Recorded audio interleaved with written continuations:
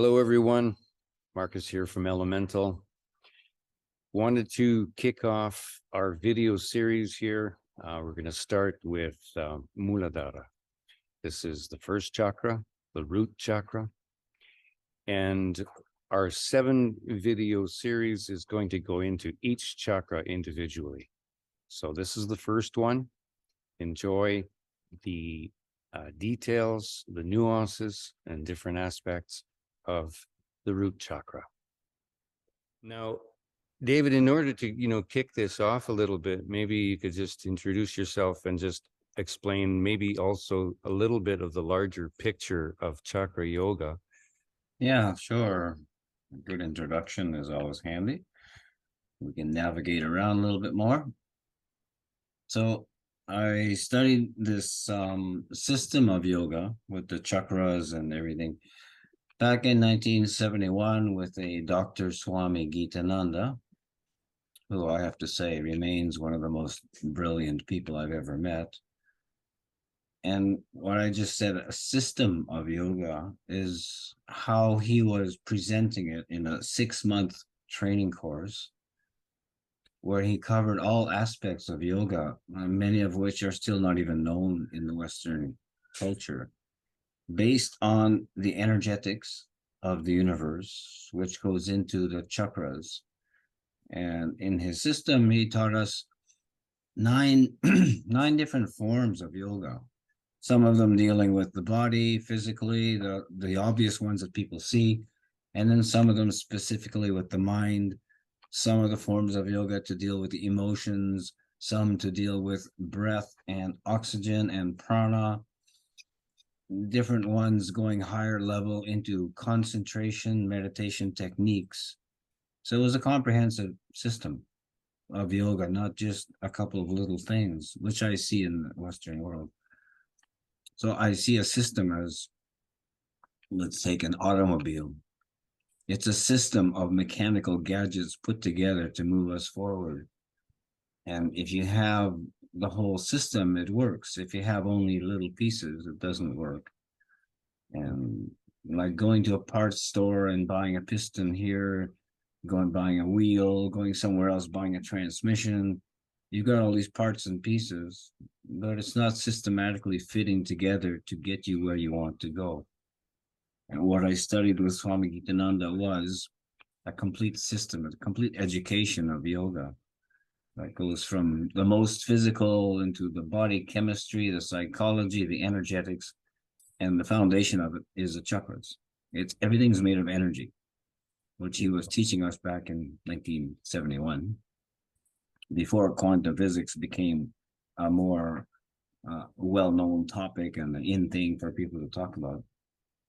So everything about the chakras is about understanding the energy world, how energy works, what it does, and how we can influence this energy to do things, to bring in our healing, to manifest things, etc. Mm-hmm. That's a brief and general overview, kind of. Yeah. Well, I love the analogy of, if you have an alternator and no car to put it in, pretty useless, Yeah. right? So, so what we'll do then is the purpose of this video series, of this 7 videos, is to go into each chakra individually and describe them, right? So today, let us begin with Muladhara, which is the first chakra, the root chakra. And how would you begin to describe the factors, the features of that particular chakra? I start with the energetic aspect. Let's consider the chakras are, by definition or translation, energy wheels, okay? So it's an energy. It's a vortex of energy. Muladhara is the prime vortex at the base of our spine.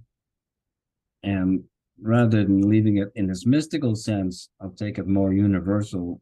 What it is a kind of energy. It's a type of energy, a specific frequency of energy. And in our material world, we call this energy gravity.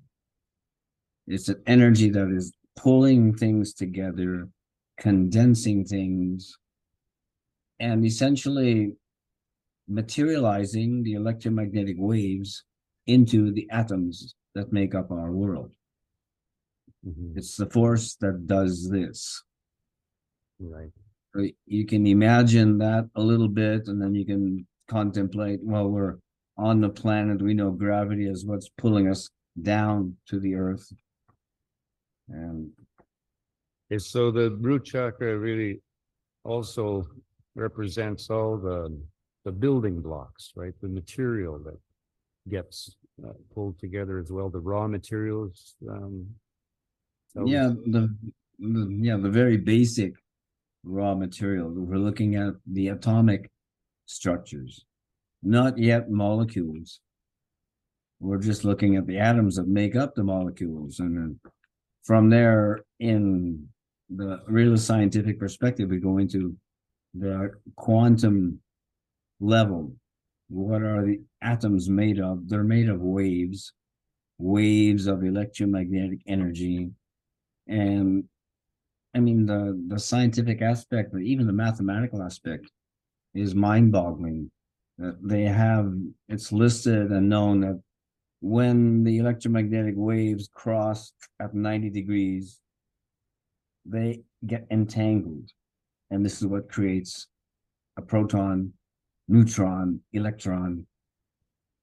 So in the sacred geometry of yoga, which is one of the levels of yoga, level number 6 form of yoga, you study these angles of intersection that the waves come into to make the original atoms. Mhm. And then the atoms, as we know, build up into the molecules, into our cells, etc.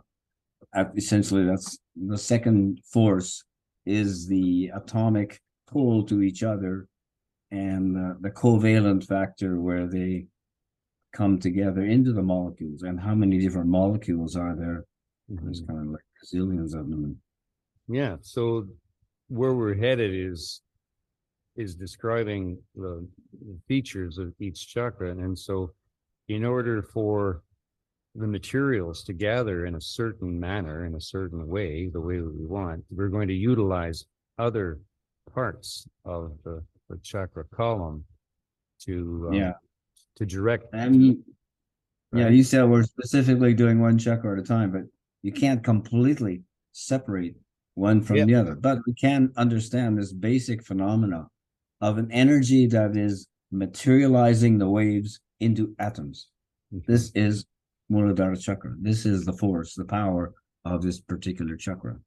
So what can a person do just to stick with that, with the first chakra, the root chakra? What can people do in terms of exercise or breathing techniques that can help um, Mhm. that particular chakra spin properly? This is where the Hatha Yoga comes in. When I say Hatha Yoga, I'm referring to all of the physical postures and movements. And we have in the world 101, whatever, different styles of doing these postures and movements. This is all the first Hatha Yoga is connected to Muladhara. When we are doing things with our body, when we are feeling our body, we're involved with that first chakra. Feeling the movement, and then we empower the motion with the breath, which comes again from pranayama yoga. This is the third level, third form of yoga. And in the chakra yoga system, they're always interlinked, synchronized together to create a more powerful effect.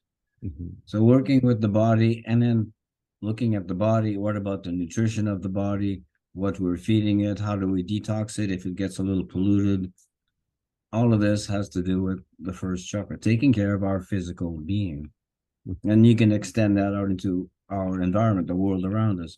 You have a comfortable place to live. Are you doing well? Are you eating well? Do you have your food supply?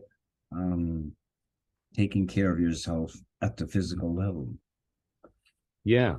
So taking care in the material aspect of our existence of this incarnation, and taking care Yeah. of the vehicle that we've been that we have, right? The vehicle being our body, it has to be Yeah. healthy Yeah. and working well, right? Yeah, yeah. And in Indian thought, our body is considered a vehicle Mhm. because it moves. And Yeah. taking care of the vehicle is part of this hatha yoga. Maintain the vehicle, make sure that it's functioning well. And if it is, then you can do more Yeah. without problems, without disease, without the suffering aspect. So hatha yoga takes care of us at the physical level so that we're having a good and productive life Mhm. without too many obstacles. Yeah. Well, as you mentioned, it's difficult to speak of one chakra at a time, but we're going to attempt to um, put these into little modules like that so that people can see what each one does. And Mhm. so hatha yoga, physical movement, maintaining the vehicle, which gets us from point Yeah. A to point B, uh, All right. is a very big part of maintaining a healthy Muladhara, which is the first Yeah. chakra. And of having a good life here in this world. And Hmm. here in this world is only one of many worlds that we look at in yoga because Hmm. Yeah. consciousness goes way beyond. Is there anything else you'd like to add to this particular chakra? Yeah, more details on the specific chakras. Every one of the chakras is connected to different body parts, different physiological functions. And in particular, yoga focuses on the endocrine glands, the primary connection of the energy to the endocrine glands. And in Muladhara's case, it's the sex glands, which are producing the hormones that produce our seed to begin with, and then hormones like testosterone that fuels the muscles, muscle growth, muscle strength, etc.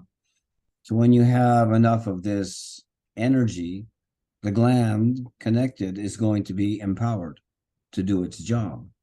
Hmm. And that job has to do again with muscles, which muscles are what move us around the body. It has to do with the bone structure of keeping all of these things healthy and to optimal performance. And then creating abilities with our movement, because we also go into the flexibility, the strengthening exercises in the dundals, and keeping everything fully functional. So we're empowered to be in the world. And that's a physiological connection to the glands, to the organs at level one. Okay, just this. We have a variety of these endocrine glands, and they control our body chemistry, which is what's keeping us here in the world and maintaining everything, Hmm. carrying on with all the functions. So So, even at the physical level, these endocrine glands are physical. So this mhm. is the connection to Muladhara remains, even as we get into the second chakra, we're into other functions and features. There's a physiological connection to a gland, to different body functions. Mhm. So doing hatha yoga, stretching exercises, and increasing your circulation, eating well and keeping this vehicle healthy, and Mhm. so having good raw materials to work with to create Yeah, this body and in life is the beginning of the ladder that we were about to climb. yeah, it's a good beginning. Hmm. And going beyond our personal physiological connections, considering the force of gravity is a universal force. Okay, so it's the same energy and force that's holding the planets together, holding all of the objects on the planets together, Hmm. holding the stars together. This force is universal, and Hmm. we have a reflection of it in us. We have a connection to it. And in yoga, you maintain this connection and you reconnect periodically, ideally on a daily basis. You're doing meditational techniques that remind you and reconnect you to this universal force. the universe doesn't have any lack of energy. It's made of energy. Mm-hmm. So when we're connected to that, we are again empowered, and we empower ourselves at all these different levels. And even looking at universal energy, uh, it's like white, the starlight or sunlight coming in. Okay, we see light coming. This is electromagnetic energy. Now, if you pass it through a prism, it breaks down into these different colors. So these different colors are like the different frequencies of the energy. Essentially, that's what it is. Mm-hmm. And each of these is connected to one of the chakras. Right. So we get this universal energy, and then it's refracted or divided into the different forces of each of the chakras in us, Mm-hmm. and then creating all these body functions, and then the psychological aspect, etc. Mm-hmm. So when you consider that the first chakra is your physical body, it makes you feel your own body. It makes you self-conscious. Now Mm-hmm. that self-consciousness goes into the mind and the psychological aspects of, you think about yourself, Mm-hmm. and you think about yourself, your life, your condition, your thoughts about what you need. All of this is connected to this energy in you. Mm-hmm. So there's the physical side, physiological side, universal side, and then the psychological side. Mm-hmm. Yeah. So as illusory as this whole scenario is, the physicality and the way it has come together into this aggregation of atoms, this aggregation, this representation of life, is something that we do pay attention to and we do work with, right? Yeah. And this, I've always loved this saying, for personal growth and spiritual growth, where people say, elevate your frequency and elevate and evolve, but keep your feet on the ground. Yeah, And yeah. This is the ground. Yeah. this is The the ground ground, chakra. right? This is Yes. the root chakra is that ground that Yeah. we need to stay in contact with, right? We can't lose touch with the But physicality, with this physical universe. So yeah, if you lose touch, then your body, your physical status deteriorates, and mhm, I mean, you can do the higher yoga practices of meditational things, and you're kind mhm, of out in space, seeing the reality of the universe beyond, mhm. but you forget to take care of your body. Yeah. It's not going to do well. So yoga considers all of these things in a good balance. Mhm. Because when people don't pay attention to the physicality and their physical vehicle and all that, they end up with symptoms and pain and all kinds of distractions that takes them away from being able to do the higher thought, the higher meditations Yeah, and stuff, right? yeah, Because the body's in pain, the focus goes to the pain that's right. and So discomfort. taking care of the body is preliminary, the It's the first form beginning. of yoga. Yeah. Yeah. So this feeling of self-awareness and taking care of yourself, your body reminding you, okay, I'm hungry, I need to eat. What am I going to eat? And you consider eating something healthy, etc. Mm-hmm. It's all essential part of the whole system. Mm-hmm. Right. But going a little more esoteric, the contraction element of the first chakra, the gravity created, is what creates everything in the material world. So this is the force of material creation Mm-hmm. at the bigger level, which includes us. We are material creations. Yeah. And then so Yeah. in India, Hinduism, they consider this the force of Brahma. They have deities in each of the chakras, Mm-hmm. which, if you get away from Hinduism, what are we talking about? We're talking about the force of creation, which they call Brahma. Mm-hmm. In Christianity, it's God the Father who creates everything in the beginning, etc. So there's the religious, mystical, spiritual side, which I always reduce back down to scientific level. What is Brahma? The Lord Brahma is gravity, in essence, the Mm-hmm. force that's creating our building blocks, and then we build everything out of those blocks, and Mm-hmm. including our modern structures, etc. The building bricks that we make our building with are also made of Mm-hmm. atoms and molecules, and yeah, Yeah. So as we go along, we're gonna add heart, we're gonna add mind, we're gonna add imagination. We're going to add vision and Yeah. all these things as we go along. But what we needed to cover and talk about today is that foundational factor. And so excellent, great start to our 7-video series. And we'll continue with Swadhisthana, the second chakra, in the next module. Okay.